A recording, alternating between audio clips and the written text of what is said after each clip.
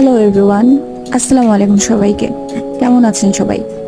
খুব simple simple element দিয়ে line use করে বা কিছু সার্কেল ইউজ করে কিভাবে একটা ফেসকে সুন্দর করে ফুটিয়ে তোলা যায় সেটাই আমি চেষ্টা করতেছিলাম। একটু ফুল, একটু লাইনস, একটু এটা সেটা, এভাবেই আমি একটা ফেস আঁকার চেষ্টা করি।